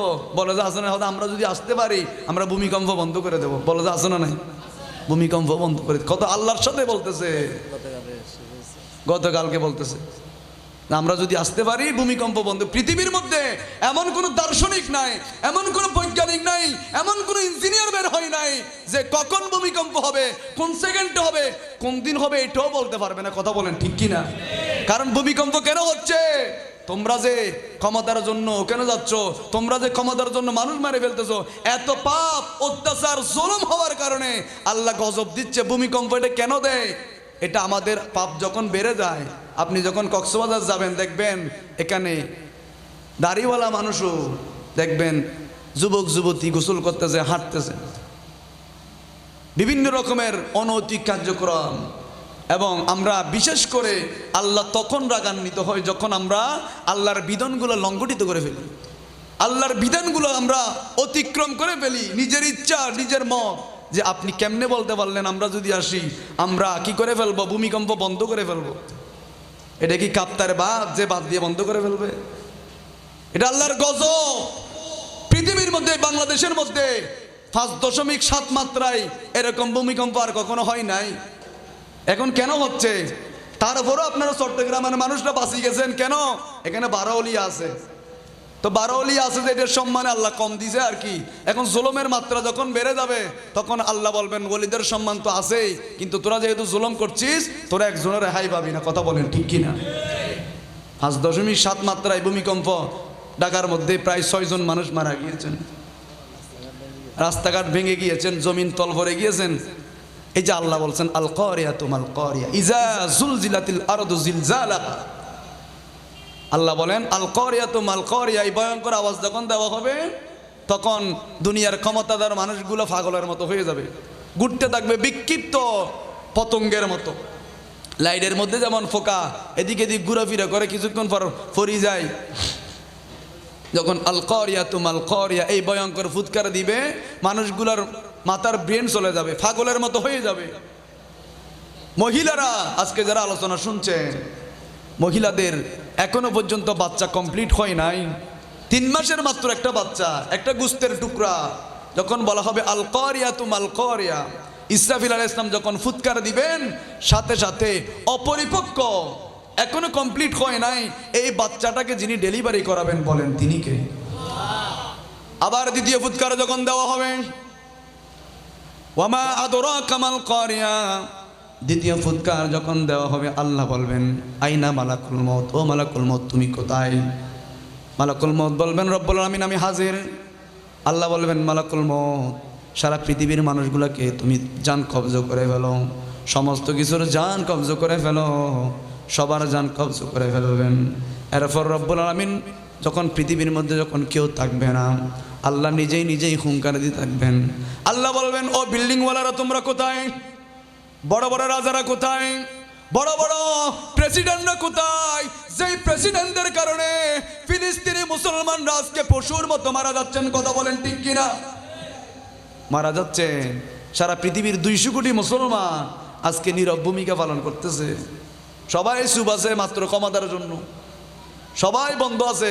অথচ আমার ছোট ছোট ফিলিস্তিনি মুসলমানরা, ছোট ছোট বাচ্চারা, কোনো অপরাধ নাই, তাদেরকে গুলি করে প্রতিদিন এমন কোনো নিউজ নাই 70 জন 80 জন এরকম মারা যায় না। কথা বলেন ঠিক কিনা? কারণ একমাত্র আমরা মুসলমান মিল নেই, এই জন্য আজকে এতগুলো মানুষ মারা যাচ্ছে। যাক, অনেক লম্বা হয়ে যাচ্ছে। আমি বলছিলাম, নমরুদ বলছিল তুমি কোন প্রভুর ইবাদত করো? বলে আমি এমন প্রভুর ইবাদত করি যিনি জীবন দেওয়ার মালিক, যিনি মৃত্যু দেওয়ার মালিক। বলেন তিনি কে? তো ইব্রাহিম আলাইহিস সালাম বললেন আমার প্রভু জীবন দেয়, মৃত্যু দেয়। নমরুদ বলছেন আমিও তো মানুষকে জীবন দিই এবং মৃত্যু দিই, আমিও তো জীবন দেওয়ার মালিক, আমিও তো মৃত্যু দিই, আমিও তো ক্ষমতার মালিক। বললেন নমরুদ এগুলো তোমার কথা, আমি বিশ্বাস করি না, ক্ষমতার মালিককে। তখন নমরুদ বললেন জেলখানা থেকে 2 জন কয়েদিকে নিয়ে আসো। নিয়ে এসে একজনকে মেরে ফেললেন, ছুরিগুলোয় দিয়ে মেরে ফেললেন। বলেন এই যে আমি ওনাকে মৃত্যু দিলাম। তো ঠিক আছে, বুঝতে পারলাম। আরেকজনকে মারতে যাবেন, সাথে সাথে বললেন তোমাকে আমি জীবন দিলাম, যাও তোমাকে ছেড়ে দিলাম, জীবন দিলাম। নমরুদ বললেন আমি জীবন দিলাম, একজনকে মৃত্যু দিলাম। ইব্রাহিম আলাইহিস সালাম বললেন নমরুদ খবরদার, তুমি জীবন দিতে পারো, তুমি মৃত্যু দিতে পারো, খবরদার জেনে রেখো আমি যার ইবাদত করি, যার জন্য দিওয়ানা হয়ে গেলাম, যিনি আমার রব, যার জন্য ইবাদত করব, যাকে সিজদা দিব, বলেন তিনি কে? আমার প্রভু জীবন দেওয়ার মালিক। আমার প্রভু সকাল বেলায় পূর্ব দিগন্ত থেকে গগন বিতাড়িত করে সূর্য যিনি তোলেন, বলেন তিনি কে? আমার প্রভু সূর্য তোলে। আবার পশ্চিম দিগন্তে, পশ্চিম আকাশে আমার প্রভু সূর্য ডুবায়। তুমি যদি প্রভু হয়ে থাকো তাহলে পূর্ব দিকের সূর্যটা পশ্চিম দিকে তোলো। এখন তো আর চলে না, এখন তো আর পারে না, এখন তো আর ক্ষমতা নাই। তখন বললেন ইব্রাহিমকে আগুনের মধ্যে ফেলো, ইব্রাহিমকে আগুনের মধ্যে নিক্ষেপ করো। আগুনের মধ্যে ইব্রাহিম আলাইহিস সালামকে আগুনের মধ্যে যখন ফেলা হলো, আগুনের যিনি মালিক চিৎকার দিয়ে বলেন তিনি কে? আল্লাহ রাব্বুল আলামিন বললেন খবরদার, আমার ইব্রাহিমের যদি একটা ক্যাশও ফোরা যায়, খবরদার তোমার কিন্তু কোনো রক্ষা নাই। আবার এমন পরিমাণ ঠান্ডা হওয়া যাবে না যার কারণে ইব্রাহিমের সর্দি না লেগে যায়, সর্দিও আসা যাবে না, গরমও লাগতে পারবে না। এয়ার কন্ডিশন ব্যবস্থা যিনি করে দিয়েছেন, বলেন তিনি কে? এজন্য যারা ইমানদার হবে, আল্লাহ রাব্বুল আলামিন বলেন ওয়ামিনান নাসি মান ইয়াকুলু আমান্না বিল্লাহি ওয়া বিল ইয়াউমিল আখির ওয়া মা হুম বিমুমিনিন। আল্লাহ বলেন হাবিব, তারা আপনার সামনে মুসলমান মুসলমান বলে, তারা আপনার সামনে দাঁড়িয়ে রাখে, ওয়া মা হুম বিমুমিনিন, তারা কিন্তু মুমিন নয়, তারা কিন্তু মুসলমান নয়, তারা কিন্তু ইমানদার নয়। এটার পুঙ্খানুপুঙ্খানুভাবে সিদ্দিক আকবর, ফারুক আজম, আমার নবী, সাহাবা ইকরাম আমার নবীকে ভালোবেসে বেসে আমার নবী যা করেছেন, আমার নবী যেইভাবে বিচার করেছেন এইভাবে বিচার করেছেন। যেই বিচারের মধ্যে গরিব এবং ধনীর মধ্যে কোনো পার্থক্য ছিল না, যেই ভালোবাসার মধ্যে ধনী এবং গরিবের কোনো পার্থক্য ছিল না, যাদের বিচারের মধ্যে কোনো বিধর্মী পর্যন্ত ঠগে নাই। কথা বলেন ঠিক কিনা? আরো জোর হন না। এখন বিচার কেমন হয়? বিচারের ব্যবস্থা কেমন? টাকা আছে সেই 7 গুণ করলেও মাফ। আমার নবীর জবানায় এক মুসলমান এবং কাফেরের মাঝে দ্বন্দ্ব হয়েছেন, ঝগড়া হয়েছেন। তখন ঝগড়া হওয়ার পর কাফের বললেন যাও অমুক একজন নেতার কাছে আমরা বিচারটা নিয়ে যাই। তখন ওই মুসলমান বললেন না, ওনার কাছে নয়, আমরা রহমতুল লিল আলামিনের কাছে যাব বিচারটা দেওয়ার জন্য। আমার নবীজি বিচার করে দিলেন। নবীজি বিচার যেটা করছেন সেটা মুসলমানের পক্ষে যায় নাই, কাফেরের পক্ষে গিয়েছেন। আমার নবী বিচার করে দিয়েছেন। তখন আমার নবীর সামনে থেকে বের হয়ে ওই মুসলমান বলছেন আমি মুহাম্মদ রাসূলুল্লাহর বিচার মানি না। নাউজুবিল্লাহ বলেন না, আমি ওই নবীর বিচার মানি না, চলো আমরা ফারুক আজমের কাছে যাব। আমার নবীর বিচার তার ভালো লাগে নাই, সেই কিন্তু মুসলমান, কাফের মেনে নিয়েছেন, ওনার পক্ষ গিয়েছেন। সৈয়দনা ফারুক আজমের কাছে গেলেন, আমিরুল মুমিনিন দরজার মধ্যে করাঘাত করলেন। সাথে সাথে সৈয়দনা ফারুক আজম ঘরের দরজা খুলে দিলেন। বললেন কেন এসেছো? বলে আমিরুল মুমিনিন আমার সাথে এই কাফেরের সাথে ঝগড়া হয়েছেন, আমিরুল মুমিনিন একটু বিচার করে দেন, আমিরুল মুমিনিন আমাদের এই বিচারটা একটু ফয়সালা করে দেন। সৈয়দনা ফারুক আজম বললেন আমার এখানে আসার আগে তোমরা কার কাছে গিয়েছ, তোমাদের কি কোনো কেউ বিচার করে দিয়েছে কিনা? বলেন আমাদেরকে রহমাতুল লিল আলামিন বিচার করে দিয়েছেন, কিন্তু ওনার বিচার আমাদের পছন্দ হয় নাই, ওনার বিচার আমার পছন্দ হয় নাই। এখন আমিরুল মুমিনিন এমনভাবে রাগান্বিত হয়েছেন, এমনভাবে রেগে গিয়েছেন, যেই মুসলমান আমার নবীর বিচার তার ভালো লাগে না, যেই মুসলমান আমার নবীকে পছন্দ করে না, যেই মুসলমান আমার নবীর বিচারের উপর আরেকজনকে বিচারক বানায়। আচ্ছা ঠিক আছে থামো, তোমরা একটু দাঁড়াও, আমি বিচার করার জন্য একটু প্রস্তুত হয়ে আসি। সাথে সাথে ঘরের মধ্যে ঢুকে নঙ্গা তরবারি নিয়ে ওই মুসলমান নামক মুনাফিকের কল্লাটা দুটুকরা করে ফেললেন, দুটুকরা করে ফেললেন। আমার নবীর দরবারে ভয়ে ভয়ে ভয়ে ভয়ে নবীজির দরবারে গেলেন, ইয়া রাসূলুল্লাহ নবীজি আমি তো ভুল করে ফেললাম, নবীজি আমার ভুল হয়ে গিয়েছেন, আমি অমুককে মেরে ফেললাম। আমার নবী বললেন কেন মারলাম? বললেন ইয়া রাসূলুল্লাহ ওই ব্যক্তিটা ফজরের সময় আপনার কদমে এসেছিল কিনা? বলেন এসেছিল, আমি বিচার করে দিয়েছিলাম। এই বিচারটা কাফেরের পক্ষে গিয়েছেন। সৈয়দনা ফারুক আজম বললেন ইয়া রাসূলুল্লাহ এই মুনাফিক মুসলমান নামক মুনাফিকটা আপনার বিচার পছন্দ করে নাই, আমি ফারুক আজম নাকি বিচার করে দেওয়ার জন্য আমার ঘরের মধ্যে গিয়েছিল।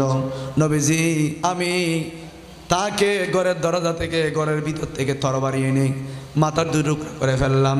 সাথে সাথে কোরআনের আয়াত যিনি নাজিল করেছেন বলেন তিনি কে? দেখছেন সৈয়দনা ফারুক আজম বলেন ইয়া রাসূলুল্লাহ মনে হয় আমি ভুল করে ফেললাম, মনে হয় আমার ভুল হয়ে গিয়েছেন। নবীজি আমি মুসলমান নামক মুনাফিককে কতল করে ফেললাম, আমি মেরে ফেললাম। আমার নবীজি যখন এই কথা বললেন, নবীকে যখন এই কথা বললেন, সাথে সাথে আরশ আজিম থেকে জিবরাইল আমিনকে রব্বুল আলামিন কোরআনের আয়াত নিয়ে পাঠালেন। হাবিব যেই ব্যক্তিরা আপনি নবীকে অনুগত করবে না, আপনি নবীর বিচার মানবে না, আপনাকে অনুসরণ করবে না, মুসলমান হয়ে যারা আপনার বিরুদ্ধে যাবে তাদের ফয়সালা হলো তাদেরকে মৃত্যুদণ্ড দিতে হবে, ঠিক কিনা বলেন? এটা ফারুক আজমের কথার উপর ভিত্তি করে এই আইন পাশ করা হয়েছে। এই যে বললাম 21 থেকে 22 জায়গায় 23 জায়গার মধ্যে কোরআনের আয়াত নাজিল করলেন। আমার নবী একদিকে বলছেন, সৈয়দনা ফারুক আজম আরেক দিকে বললেন। সৈয়দনা ফারুক আজমের কথার উপর ভিত্তি করে যিনি কোরআনের আয়াত নাজিল করেছেন বলেন তিনি কে? নূর নবী এসেছে, নূর এসেছে সেই নূরেতে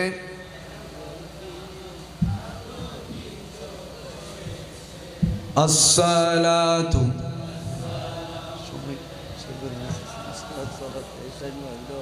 আসসালাতু ইয়া হাবিব।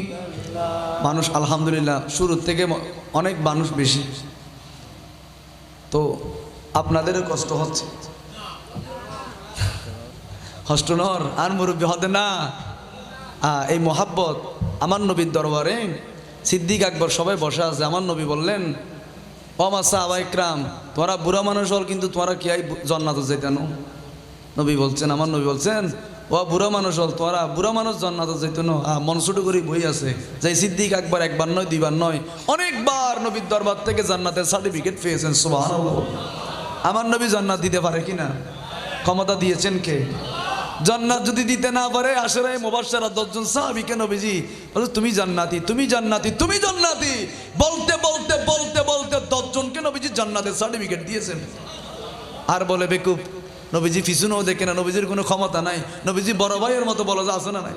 তো এখান থেকে একজনে আজকে যেমন আমার মুরব্বী মানুষ বললেন আরো করেন বসে থাকবো, মহাব্বতে বলছে আর কি, নবীজির মহাব্বত। এমনি একজন মানুষ মসজিদে নববী শরীফের এই কোণার মধ্যে এসে একেবারে আদর্শ সহকারে বসে আছেন। আমার নবী বলছেন আমার সাহাবা ইকরাম তোমরা যদি কোনো জান্নাতি মানুষ দেখতে চাও তাহলে আমার অমুক সাহাবীকে দেখো, উনি জান্নাতের মধ্যে যাবেন। হায় রে সবার চোখ এখন ওই মানুষের দিকে। নবী বলছেন উনি জান্নাতে যাবে, দলিল খুঁজেন কেমনে যাবে, কি করছে এটা দলিল খুঁজেন। আমার নবী বলছেন উনি জান্নাতে যাবে, সবার চোখ ওই দিকে। পরের দিন আবার ওই সাহাবী একই জায়গার মধ্যে এসে বললেন, আবার আমার নবী বললেন উনি জান্নাতের মধ্যে যাবেন। সবাই ওই ব্যক্তির দিকে তাকিয়ে আছেন। তৃতীয় দিন আবার বললেন, ওই যে দেখা যায় কোণার মধ্যে একজন সাহাবী, তোমরা যদি কোনো মানুষ জান্নাতি মানুষ দেখতে চাও, আমার এই সাহাবী জান্নাতের মধ্যে যাবে। সুবহানাল্লাহ। আমার নবী বলছেন জান্নাতে যাবে, প্রশ্ন করে নাই। ইয়া রাসূলুল্লাহ কেমনে যাবে এটা বলে নাই। সাহাবায়ে কেরাম বললেন দেখতে হবে উনি কি আমল করে, কেমনে নবীকে খুশি করে ফেলেছেন।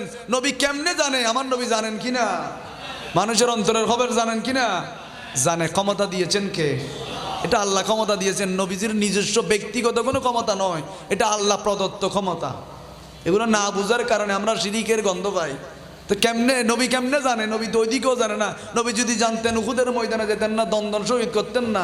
এরকম বলো যে আছে না নাই?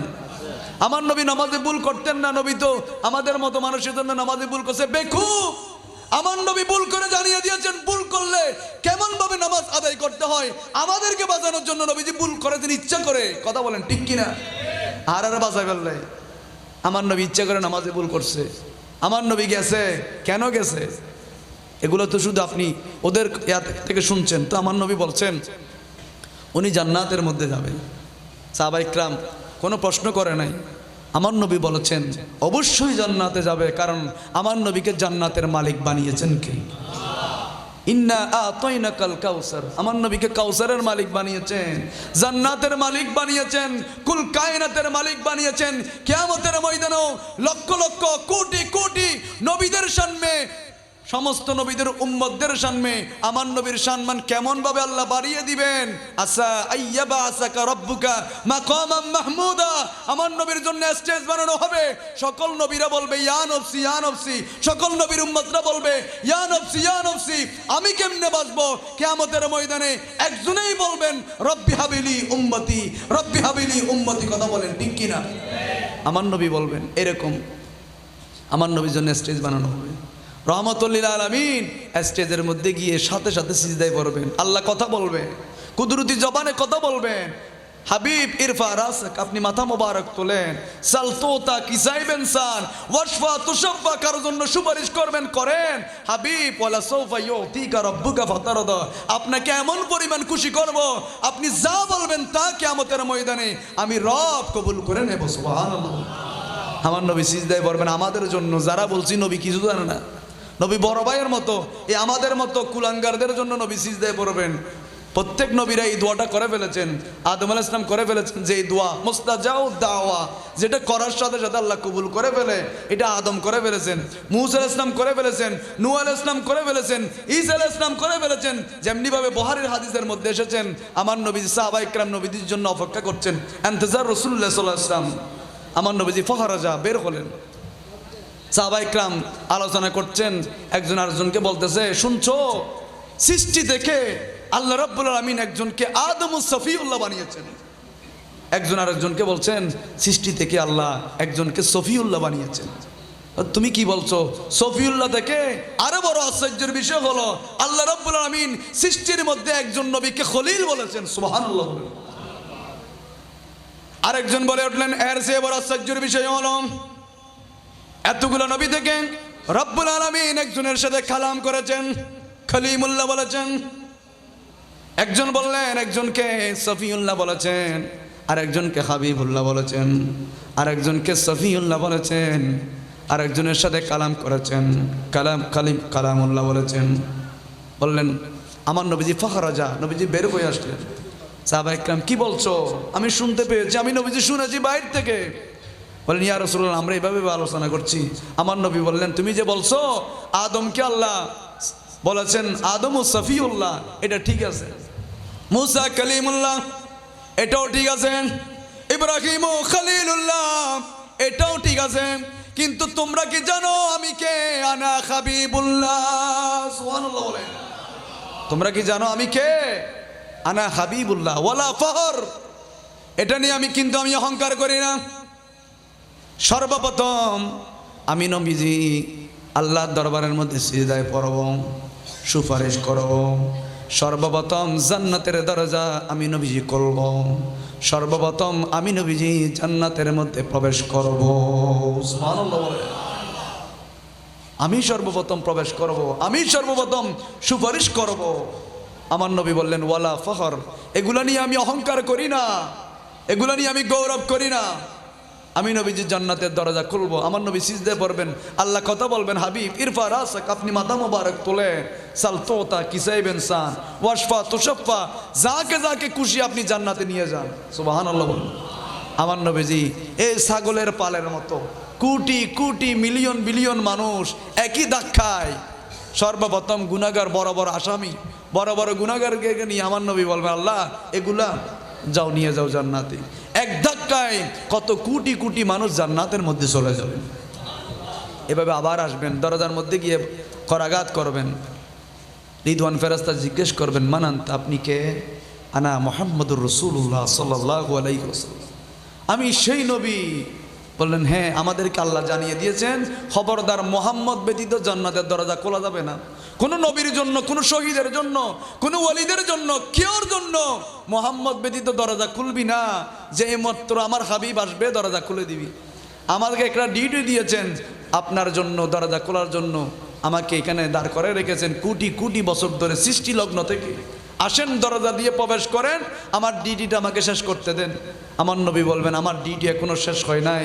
মান ক্বালা আখিরি কালামিহি লা ইলাহা ইল্লাল্লাহ দাখালাল জান্নাহ, যে ব্যক্তি জীবনে একবার আল্লাহকে ভালোবেসে লা ইলাহা ইল্লাল্লাহু মুহাম্মাদুর রাসূলুল্লাহ এইভাবে এই বাক্যটা বলেছেন, দাখালাল জান্নাহ, যতক্ষণ জান্নাতে যাবে না আমার নবীও জান্নাতে প্রবেশ করবে না। সুবহানাল্লাহ, প্রবেশ করবে না।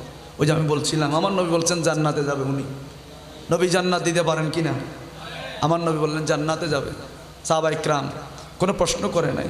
তিনবার যখন বললেন, একজন সাহাবী ওই ব্যক্তির পিছনে পিছনে পিছনে পিছনে করে চলে যায়। এমন কি আমল করে, এমন কি কাজ করে যার কারণে নুরানি জবানে নবীজি জান্নাতের শুভ সংবাদ একবার নয় তিনবার দিয়েছেন। কি কাজ করে? ঘরের মধ্যে চলে গেলেন, ভাই আমি তোমার ঘরে একটু মুসাফির, 3 দিনের জন্য কি তোমার ঘরে থাকতে পারবো? বলে হালান সাহারান, আসেন, আমার একটা কামরা খালি আছে, আপনি এখানে থাকেন, সমস্যা নেই, যতদিন ইচ্ছা ততদিন থাকেন। না 3 দিন থাকবো, বেশি থাকবো। ঠিক আছে। ওনার উদ্দেশ্য হলো এমন কি কাজ করে, এমন কি আমল করে যার কারণে নবীজি জান্নাতই বলেছেন। 1 দিন 2 দিন 3 দিন যেদিন শেষ হবে ওই দিন ওই সাহাবী বললেন, ও আমার ভাই, আমি আসলে কোনো মুসাফির নই, আমার বাড়িও এখানে। আমি দেখেছি মসজিদে নববী শরীফের মধ্যে হাজার হাজার সাহাবীদের মাঝখান থেকে আপনাকে নবীজি 3 বার জান্নাতের শুভ সংবাদ বলেছেন। আমি তো কোনো ভিন্ন ধরনের কোনো আমল দেখতেছি না। একই অবস্থায় নামাজ যখন আজান শব্দ আসে আপনিও নামাজ পড়তে যান, আমিও নামাজ পড়তে যাই। যখন তাহাজ্জুদের সময় হয় আপনিও তাহাজ্জুদ পড়েন, আমিও তাহাজ্জুদ পড়ি। যখন ফজরের নামাজের পর কোরআনটা খুলে আপনি তেলাওয়াত করেন, আমিও খুলে তেলাওয়াত করি। কিন্তু এমন কি গোপন রহস্য আছে যার কারণে রহমাতুল লিল আলামিন 3 বার জান্নাতি বলেছেন? আমি তো আপনার মধ্যে এরকম কোনো ভিন্ন কিছু দেখতেছি না। অবশ্যই আপনি ভিন্ন কোনো কিছু আমল করেন যার কারণে এটা নবীজি দেখেছেন, আপনাকে জান্নাতি বলেছেন। সুবহানাল্লাহ। ওই সাহাবী বললেন, আমি একটা গোপন আমল করি যেটা আসমানের নিচে জমিনের উপরে আমার রব ছাড়া কেউ জানে না। আমি একটা গোপন আমল করি, মনে হয় এই আমলটা আমার রহমাতুল লিল আলামিন জেনে গিয়েছে। এই আমলটা পৃথিবীর কেউ জানে না, এই আমলটা আমার রব জানে আর জানি আমি। মনে হয় আমার নবী জেনে গিয়েছেন। না হয় কেন রহমাতুল লিল আলামিন আমার মতো পাপীকে জান্নাতি বলেছেন? কেন জান্নাতি বলেছেন? মনে হয় আমার নবী জেনে গিয়েছেন, আমার নবী সব জানেন। বললেন, ভাই তুমি কি আমল করো? আমি শুনেছি। উনি বললেন, আমি শুনেছি একদিন এশারের নামাজের পর আমার রহমাতুল লিল আলামিন সাহাবীদেরকে বললেন, ও আমার সাহাবা ইকরাম, 1 সেকেন্ডের বিশ্বাস নাই, একটা নিঃশ্বাসের কোনো বিশ্বাস নাই। আজকে যে তোমরা নামাজ পড়েছো, হয়তো তোমাদের ইন্তেকাল আজকে রাতের মধ্যে হতে পারে। খবরদার, তোমরা সবাই ঘুমানোর সময় তোমরা সবাই তোমাদের ভাই ব্রাদারদেরকে মাফ করে দিবা। মানুষ কষ্ট দিয়েছেন, মানুষ তোমার উপর জুলুম করেছেন, তুমি সবাইকে মাফ করে দাও। কারণ হাদিসে মুবারকার মধ্যে রয়েছে, আল্লাহ কোরআনের মধ্যেও জানিয়ে দিয়েছেন, যেই ব্যক্তি মানুষকে মাফ করে দেয় ওই ব্যক্তিকে যিনি মাফ করে দেন বলেন তিনি কে? আল্লাহ বলছেন যে মানুষকে মাফ করে দেয়। আপনি আমার নবীর জীবনী পড়বেন। আমার নবী যখন মক্কা শরীফ থেকে মদিনা শরীফ হিজরত করেছেন, অনেকে তো বলে আমার নবী চোরের মতো পালাই গেছে, বলা আছে না নাই? ও তো নবীজি সুরের মতো ফালাই গেছে। তুই তোর কলম এনে দে একবার নবীজির সামনে। একজন আবু জাহেল এসে বললেন, আপনাকে বেশি বিশ্রী লাগতেছে মোহাম্মদ, তোমার চেহারা এত বিশ্রী, পৃথিবীর মধ্যে আর কেউ নাই। আমার নবী বললেন, তুমি ঠিক বলেছো। সিদ্দিক আকবর বললেন, ইয়া রাসূলুল্লাহ, আপনি পূর্ণিমার চাঁদের চেয়ে বেশি সুন্দর।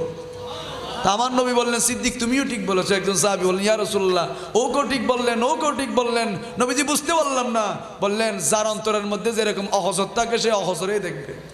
আমার সিদ্দিকের অন্তর তো পবিত্র, সেজন্য আমি নবীজির সুন্দর এটা প্রকৃতপক্ষে সে দেখতেছে। কথা বলেন ঠিক কিনা? সেই জন্য যার অন্তর নবী বিদ্বেষী গুনাহ করতে করতে অন্তর কালা হয়ে গিয়েছেন, সেই কখনো নবীজির এত সুন্দর আদর্শ দেখবে না। সেই নিজের সম্মান বাড়ানোর জন্য যেমন ইচ্ছা তেমন করতে পারে। আমার নবী যখন ফিরে আসলেন, বড় বড় কাফেররা কি ওইদিকে ফালাই যাচ্ছে, কি ওইদিকে ফালাই যাচ্ছে। আমার নবী বললেন, ও কাফেররা, ও মুনাফিকরা, ভয় পেও না, ফালানোর দরকার নাই। আমি নবীজি বড় ক্ষমার ঘোষণা করলাম, আমি নবী তোমাদেরকে মাফ করে দিয়েছি। আমার নবী বললেন, তোমরা ঘুমানোর সময় তোমাদের মানুষ যারা কষ্ট দিয়েছেন সবাইকে মাফ করে দাও, কারণ যেই মাফ করে দেয় তাকে মাফ করে দেন কে? এই জন্য দোয়া করার সময় বন্ধুদের জন্য দোয়া করবেন, মায়ের জন্য দোয়া করবেন, নিজের আত্মীয় স্বজনের জন্য দোয়া করবেন। নিজের দোয়া করার আগে আরেকজনের জন্য করবেন। আল্লাহ বলেন, বান্দা তুই আরেকজনের জন্য করছিস, তোরটা আমি আল্লাহ তোরটা আগে কবুল করে নিলাম। ওই সাহাবী বললেন, মনে হয় এটা জেনে গিয়েছে। আমার নবী বলেছেন মাফ করে দেওয়ার জন্য।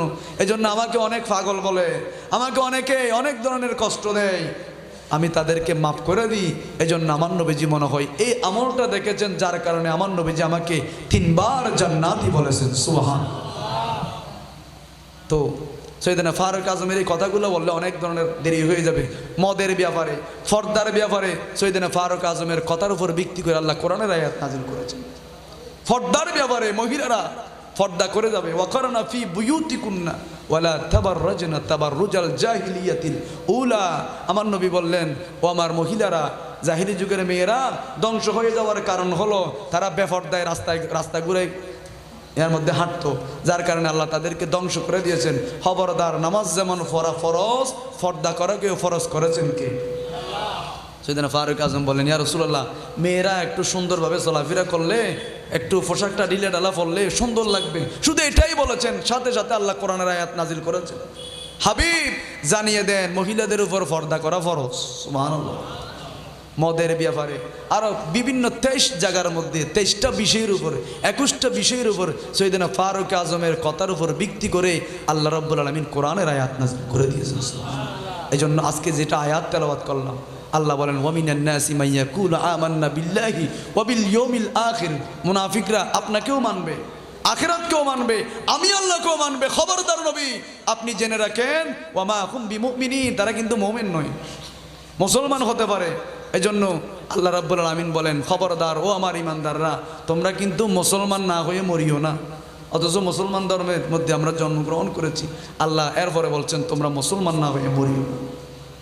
এজন্য আজকে থেকে, আজকের এই মাজারের ওরসে পাক থেকে আমাদের জন্য শিক্ষা। আজকে যার নামে আজিমউদ্দিন শাহ, উনি কেমনে আল্লাহর কাছে দামি হয়েছেন, উনি কিভাবে চলেছেন, উনি কিভাবে নামাজ পড়েছেন, কিভাবে দুনিয়াকে লাথি মেরেছেন, যার কারণে ওনার নামটা আল্লাহ স্বর্ণাক্ষরের মধ্যে, ওলিদের দপ্তরের মধ্যে লিপিবদ্ধ করেছেন। আমাদের জানার প্রয়োজন আছে না নাই? উনি কিন্তু আমাদের মতো রাতের বেলায় কে ঘুমায় নাই, তাহাজ্জুদের নামাজ পড়ে পড়ে এমনভাবে সিজদা করেছেন। আল্লাহ বলেন, ইন্নাল্লাহা জামিলুন ওয়া ইউহিব্বুল জামাল, আমি আল্লাহ সুন্দর সুন্দরকে পছন্দ করি। তাহাজ্জুদের নামাজের সময় উঠে কনকনে শীতের সময় আপনি অজু বানাবেন, সুন্দর জামাটা আলমারি থেকে বের করে সুন্দর পোশাকটা পরবেন, গায়ের মধ্যে আতর দিবেন, সুরমা দিবেন, সুরমা দেওয়ার পর যাই নামাজটা বিছাবেন, এরপর সুন্দর করে নামাজের নিয়ত করে যখন সিজদা করবেন, আল্লাহ বলেন, বান্দা তুই যখন আমার কাছে নামাজ পড়ার জন্য যখন এসেছিস, 1 কদম দিয়েছিস, আমি 2 কদম তোর সামনে উপস্থিত হয়ে গেল। আল্লাহ রাব্বুল আলামিন বলেন, কোন বান্দা যখন গুনাহ মাফের জন্য, ক্ষমার জন্য হেঁটে হেঁটে আসে, আমি আল্লাহ ওই বান্দাকে মাফ করে দেওয়ার জন্য দৌড়ে দৌড়ে যাই।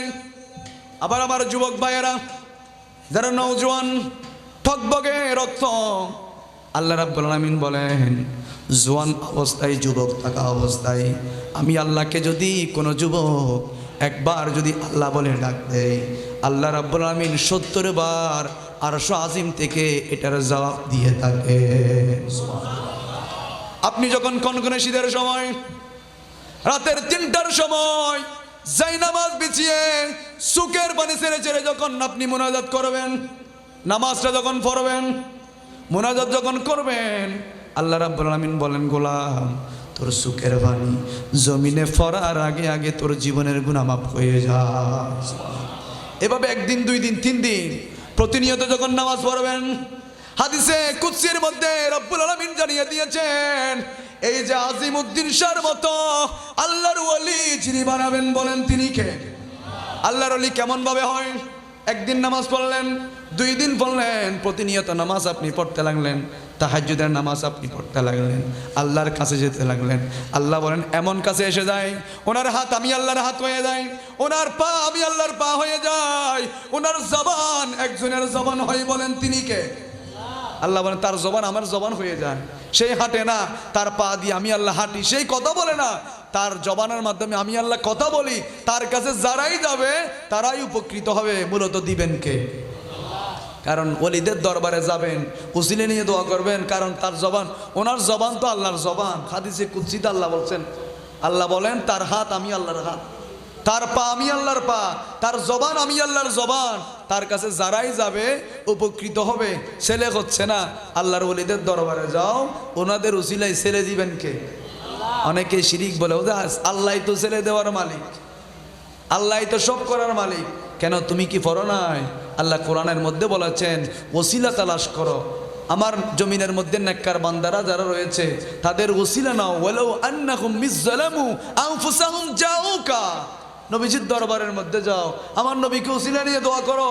নবী যদি 1 কলম বলে দেয়, 1 শব্দ বলে দেয়, এনাকে আমি চিনি, জীবনের গুনাহ মাফ। এটা কোরআন শরীফের আয়াত। আল্লাহ বলেন ওয়ালাউ আন্নাহুম ইযযালামু আনফুসাহুম জাউকা, নবীজির দরবারের মধ্যে যাও। অনেকে তো মদিনা শরীফেই যায় না, ওদের মদিনা শরীফ যায় দরকার কি? এটা কি হজের অংশ না? বুঝে নাই, মদিনা শরীফ তো হজের অংশ না, এটা ইমানের অংশ। এটার নাম হচ্ছে ইমান। এটা মানেন না, ইমানেই নাই। কারণ ইন্নাল ঈমানা লা ইয়ারিজু ইলাল মদিনা, ইমানটা সেদিন মদিনা শরীফে চলে যাবে। ইমান 200 কোটি মুসলমানের অন্তরে সেদিন থাকবে না। মসজিদ ভরা মুসল্লি থাকবে, ইমানদার থাকবে না। সমাজের মধ্যে বড় বড় দাড়িওয়ালা মানুষ থাকবে, ইমানদার একজনও থাকবে না। কোথায় যাবে? ইন্নাল ঈমানা লা ইয়ারিজু ইলাল মদিনা, ইমানটা মদিনা চলে যাবে, মদিনা শরীফের মধ্যে চলে যাবে। যেমনিভাবে বিষধর সাপ নিরাপদের জন্য গর্তের মধ্যে চলে যায়, ইমানদারের সেই ইমানটা নিরাপদে থাকার জন্য সেদিন মদিনা শরীফে চলে যাবে। আর আমার নবী বলেন মান যারা কবরি ওয়াজাবাত লাহু শাফাআতি, যেই ব্যক্তি হজ করতে গিয়েছেন মদিনা শরীফ যায় নাই, সেই পোড়া কপাল। যে জিয়ারত করেছেন, আমি নবীজির রওজায়ে পাক জিয়ারত করেছেন, তাকে শাফাআত করা, সুপারিশ করা, জান্নাতে নিয়ে যাওয়া আমি নবীর জন্য ওয়াজিব হয়ে গিয়েছেন। এই জন্য আমরা বড় ভাগ্যবান। আজকে এই মাহফিলের মধ্যে অনেক মানুষ হয়েছেন, আমি ধন্যবাদ জানাচ্ছি। আমি একদম মানুষের মধ্যে ধন্যবাদ, বহুত মানুষ। আপনার আল্লাহ আজকে আমাদের এই মাহফিলকে কবুল করুন। কারণ যদি আমাদের মৃত্যু হয়, আমাদের তো মৃত্যু হবেই। মৃত্যু যখন হবে আমরা খবরের মধ্যে বলতে পারবো মা কুনতা তাকুলু ফি হাক্কি হাজার রাজুল, চিনো কি নই নবীকে? যখন মিলাদুন নবী করবেন তখন আমার নবীকে দেখা মাত্র চিনতে পারবেন, এই দিন তো আমার পেয়ারা নবী রহমাতুল লিল আলামিন। আবার আমার নবী বলবেন আমার উম্মত যেহেতু আমাকে চিনছে, আমি কি তাকে ফেলে চলে যাব? আমার নবী বলবেন ও আমার ফেরেশতারা লেবাসে মিন আহলিল জান্নাহ, তার জন্য জান্নাত থেকে একটা পোশাক নিয়ে আসো, জান্নাতি পোশাক পরাই দাও, তার কবরটা জান্নাতের বিছানা বিছাই দাও, তার কবরের সাথে জান্নাতের সাথে সম্পর্ক করে দাও। সুবহানাল্লাহ। এই জন্য আপনারা, আমি ধন্যবাদ জানাচ্ছি আজকের এই মাহফিল পরিচালনা পরিষদকে, যারা এত সুন্দর আয়োজন করেছেন। আমরা সচরাচর দেখি বিভিন্ন ওরসের মধ্যে বিভিন্ন রকমের অনুষ্ঠান দেয়, তো আপনারা যে ভিন্নধর্মী ওরসের মধ্যে না অনেকে গান বাজনা দেয়, আছে না? নাই? আছে। মহিলা এনে নাচাই। আমি কিন্তু আবার হযরত কেবলা গৌসে মাইজবান্ডারের বিরুদ্ধে বলছি না, এরা আমাদের মাথার তাজ, এরা আমাদের মুকুট। এদেরকে যারা লাঞ্ছিত করতেছে, করতেছে, এদের দুর্নাম করতেছে, মহিলা এনে নাচাই, আছে না? নাই? আছে। মহিলা দিয়ে নাচাই, এগুলো কোনোদিন ইসলাম হতে পারে না। গান বাজনা যেখানে সেখানে শয়তান থাকে বেশি। এরকম হাদিস পাক আছে আমার নবীর দরবার।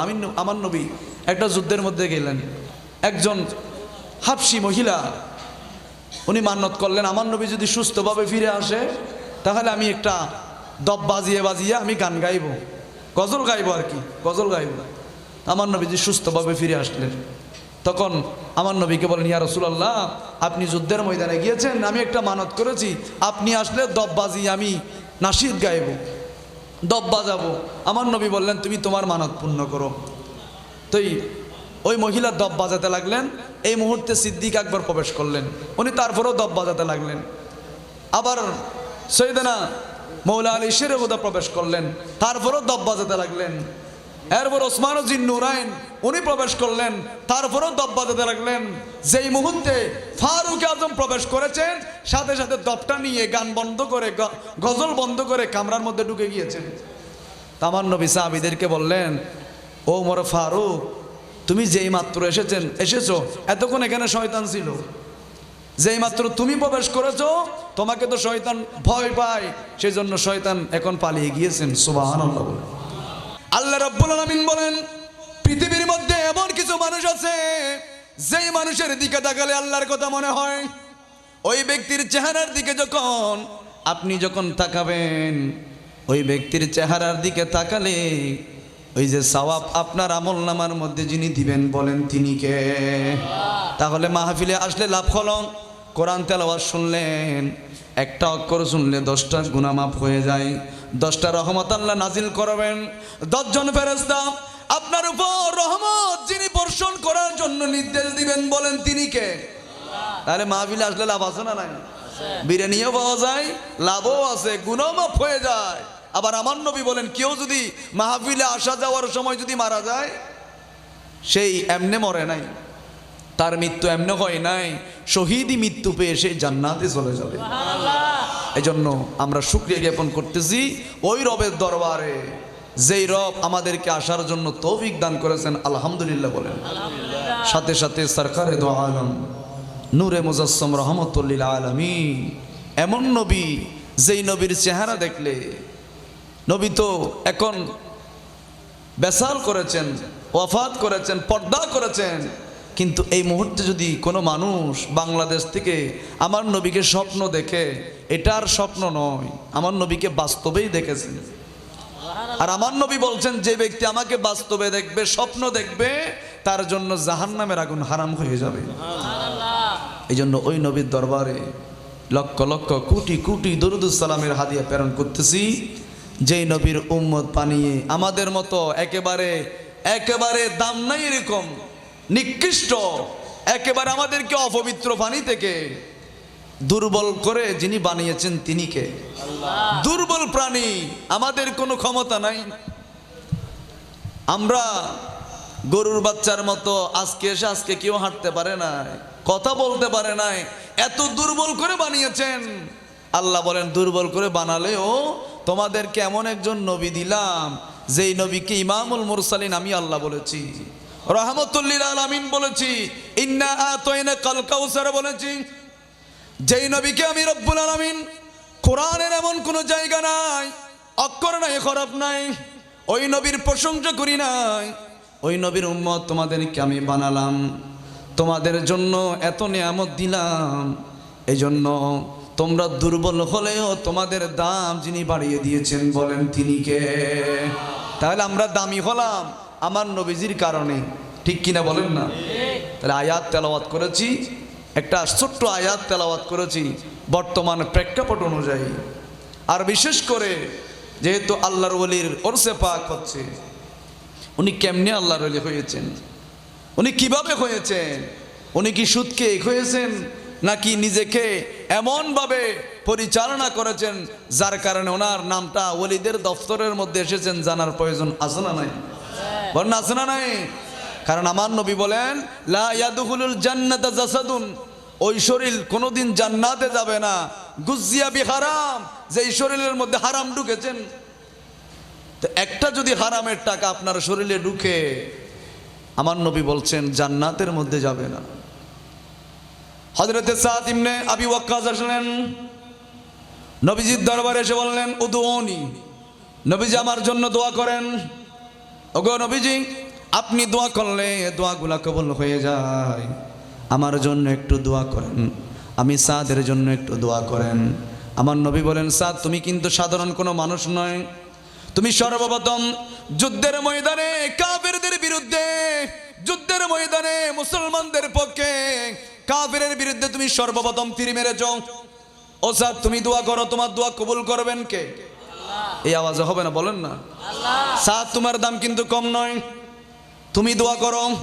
কিন্তু সাদ একটা কথা তোমাকে জানাই দিতে চাই, একটা কথা তুমি মনে রাখবা, ও সাদ দোয়া করার সময় আল্লাহর কাছে যখন ফরিয়াদ করবা, তুমি ফরিয়াদ করার আগে তুমি নিজেকে পবিত্র করে ফেলবা।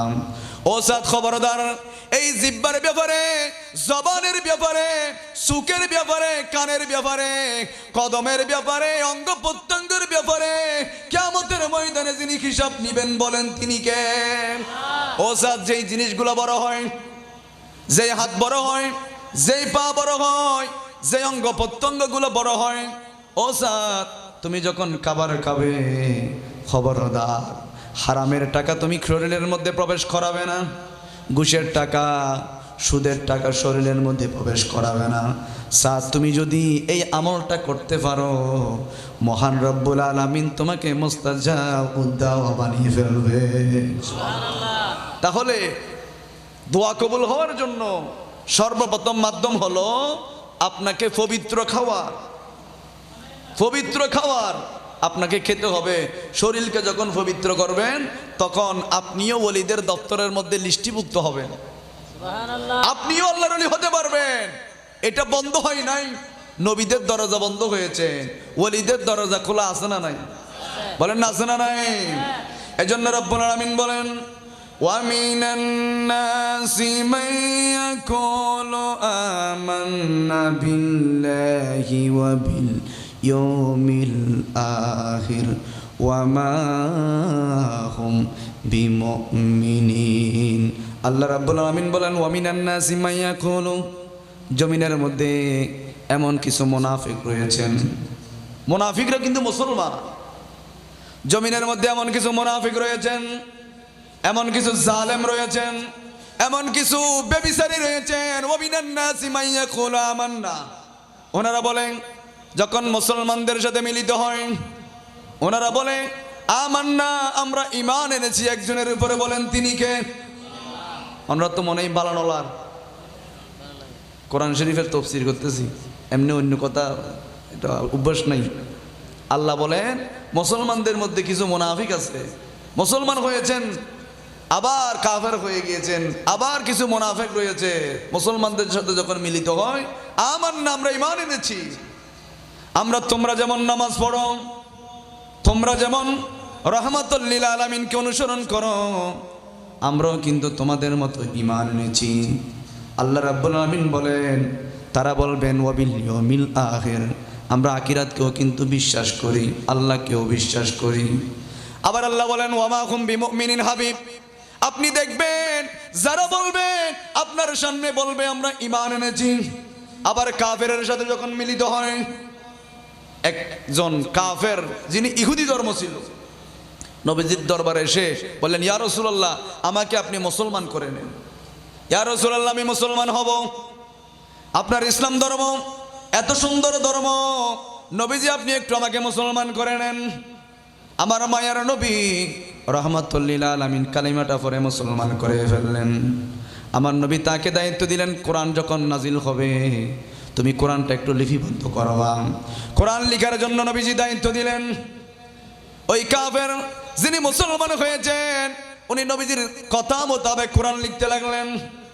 লিখতে লিখতে লিখতে লিখতে এত জেহান শক্তি ভালো ছিল, সূরা বাকারা শরীফ এবং সূরা আলে ইমরান শরীফ দুইটা সূরা মুখস্থ করে ফেললেন। আবার উনি কাফেরের পড়াশোনার মধ্যে পড়ে যখন কাফের হয়ে গেলেন, আবার কাফের হয়ে গেলেন, এখন বলতে লাগলেন মুহাম্মদ কিছুই জানে না, মুহাম্মাদের কোনো কাছে কোনো জ্ঞান নাই, মুহাম্মদ পৃথিবীর কিছুই জানে না। যেই কোরআন নাজিল হয় এটা আমি যা লিখে দিই এই মুহাম্মদ এটাই বলতে পারে, আমার লেখার বাইরে মুহাম্মাদুর রাসূলুল্লাহ কিছুই বলতে পারে না। এরকম মুনাফিক আমাদের দেশের মধ্যেও আছে না নাই? বলেন আছে না নাই? যেটা বলছে এটা বুখারী শরীফের হাদিস। আমার নবী বললেন, ওই কাফের প্রচার করতে লাগলেন মুহাম্মদ কিছুই জানে না, আমি যা লিখে দিই এর বাইরে এক বিন্দু পরিমাণ মুহাম্মদ বলতে পারে না। কাফেরদেরকে বলতে লাগলেন। দেখা যায় কিছুদিন পর ওই কাফের ইন্তেকাল করলেন, মারা গেলেন। খ্রিস্টান ধর্ম মোতাবেক ওই ব্যক্তিকে সবাই কফিনের মধ্যে গিয়ে করে নিয়ে দাফন করলেন। দাফন যখন করা হলো, দুপুরবেলায় দাফন করেছেন, আসরের সময় কবর তাকে তুলে দিয়েছেন কবরের উপর। কাফেররা বলতে লাগলেন এটা মুহাম্মদের কাজ, মুহাম্মদের অনুসারীদের কাজ। কারণ এই ব্যক্তিটা খ্রিস্টান ছিল, মুসলমান হয়েছেন, আবার মুসলমান ধর্ম ত্যাগ করে খ্রিস্টান হয়েছেন। মুহাম্মদ মনে হয় এটা সহ্য করতে পারে নাই। এজন্য মুহাম্মদের সাঙ্গপাঙ্গরা সাহাবায়ে কেরামরা এই কাফেরকে আমাদের সহপাঠীকে কবর থেকে তুলে দিয়েছেন। আমার নবীর দরবারে গিয়ে বললেন, তুমি করছো এই কাজ, জোহরে দাফন করলাম, তুমি আসরের সময় কেন তুলে দিয়েছো? আমার মায়ার নবী বলছেন, না এটা আমার কাজ নয়, আমি এগুলা করি নাই। বললেন, তুমি যদি না করো তোমার সাহাবায়ে কেরাম করেছেন। বললেন, আমার সাহাবায়ে কেরাম এরকম কাজ করে না, ইসলাম নির্দেশ দেয় না খবর থেকে তোলার জন্য। কোনো বিধর্মীর লাশ, কোনো মুসলমানের লাশ খবর থেকে প্রয়োজন ছাড়া তোলার জন্য ইসলাম নির্দেশ দেয় না, ঠিক কিনা বলেন? নির্দেশ দেয় না, কিন্তু পক্ষান্তরে দেখা যায় খবর থেকে লাশ পর্যন্ত তুলে তুলে জ্বালিয়ে দেয়, জোতা দিয়ে মেরে মেরে লাঞ্ছনা করে করে কবর থেকে মানুষ তুলে জ্বালিয়ে দেয়। আছে না নাই? এই যে আয়াত তেলাওয়াত করলাম, আল্লাহ বলেন তারা মুসলমান নয়, তারা মুসলমান নয়, তাদের নাম মুনাফিক। যেটা কোরআনে আল্লাহ জানিয়ে দিয়েছেন কি হবে পরবর্তীতে, পরবর্তী প্রজন্ম কি অবস্থার মধ্যে হবে। কবর থেকে লাশ তুলে দিচ্ছেন, তুলে জ্বালিয়ে দিচ্ছেন, এটাও কোরআনে আছে না নাই? বলেন না আছে না নাই? আল্লাহ বলেন, হাবিব তারা এমন হবে। তখন আমার নবী বললেন, কোরআন এরকম নির্দেশ দেয় না, জ্বালিয়ে দেওয়া এটা কোরআন নির্দেশ দেয় না, ইসলাম নির্দেশ দেয় না। এটা আমার মুসলমানরা করতে পারে না, এটা সাহাবায়ে কেরাম করে নাই, এটা ইসলাম নির্দেশ দেয় না। ইসলাম কখনো অন্য ধর্মের উপর হস্তক্ষেপ করে না, ইসলাম কখনো অন্য ধর্মের উপর আঘাত করে না। চলে গেলে আবার সবাই মিলে আবার দাফন করলেন। দেখা যাচ্ছে আশারের সময় ওনার লাশটা কবর থেকে আবার উপরে উঠে গিয়েছেন। আবার গিয়া বললেন, মুহাম্মদ এটা তোমার কাজ, আবার কেন তুলে দিয়েছো? আমার নবী বললেন, না এগুলো আমি করি নাই, আমার সাহাবায়ে কেরাম করে না। আবার দাফন করে দিলেন। 3 বার দাফন করে তৃতীয়বারের মধ্যে পাহারা বসালেন, কে তুলে দেয়, কে কবর থেকে তুলে দেয়, কবর থেকে কোন মানুষ তুলে দেয়। পাহারা বসালেন, দেখা যাচ্ছে কবর অটোমেটিক নিচ থেকে লাথি মেরে বের করে দিয়েছেন। সুবহানাল্লাহ বলেন না? এজন্য নবী বিদ্বেষী যারা হয়, কোরআন বিদ্বেষী যারা হয়, ইসলাম বিদ্বেষী যারা হয়, আমার নবী বলেন তাদেরকে কবর পর্যন্ত গ্রহণ করে না। কবর বের করে দিয়েছেন। এখন আমার নবী ফয়সালা দিচ্ছে, যারা ইসলামের বিরুদ্ধে আঘাত করবে, কোরআনের বিরুদ্ধে আঘাত করবে, আমার নবীর বিরুদ্ধে আঘাত করবে, যারা মুনাফিক হবে, তাদের জন্য কবর তাদেরকে কবরে লাগবে না। তো আপনারা বলতে পারেন, হুজুর এখন কত মানুষ এরকম করতেছে, বের করে দিচ্ছে না কেন? এটারও ফয়সালা ইমামরা দিয়েছেন, যে এগুলা কিছু যুগ পর পর এরকম দেখায়, যাতে মানুষ কি হয়ে যায়, সতর্ক হয়ে যায়, মানুষ যাতে সংশোধিত হয়ে যায়। এটা থেকে মাপ পেয়েছেন একমাত্র কারণ ইমামুল মুরসালিনের উম্মত হওয়ার কারণে এটা থেকে আল্লাহ মাফ করে দিয়েছেন। সুবহানাল্লাহ। নতুবা অন্যান্য উম্মতের নরনারীরা অপরাধ করলে কপালের মধ্যে উঠে যেত জেনাখোর, সুদখোর, ঘুষখোর, মদদি, এভাবে কপালে উঠে যেত। এখন উঠতেছে না কেন? কারণ আমার নবীর একটা সম্মান আছে না নাই? বরং আছে না নাই? আল্লাহ আমার নবীকে অসম্মানিত করতে চান না, বিদায় এটা কপালের মধ্যে উঠতেছে না নবীজির খাতিরে। সুবহানাল্লাহ বলেন না? এজন্য রব্বুল আলামিন বলেন, ওয়া মিনান নাসি মান ইয়াকুলু আমান্না বিল্লাহি ওয়া বিল ইয়াউমিল আখির। হাবিব দেখবেন তারা বলবে আমরা ঈমান এনেছি, আমান্না বিল্লাহ আমরা আল্লাহর উপর ঈমান এনেছি, ওয়া বিল ইয়াউমিল আখির মৃত্যুর পর জীবিত করা হবে, এটার উপর আমরা ঈমান এনেছি। কিন্তু ঈমান আনার পর, মুসলমান হওয়ার পর মুনাফিকরা ইসলাম ধর্মের যতই না ক্ষতি করেছেন, বিধর্মীরা পর্যন্ত এত পরিমাণ ক্ষতি করার সাহস পায় নাই। ঠিক কিনা বলেন?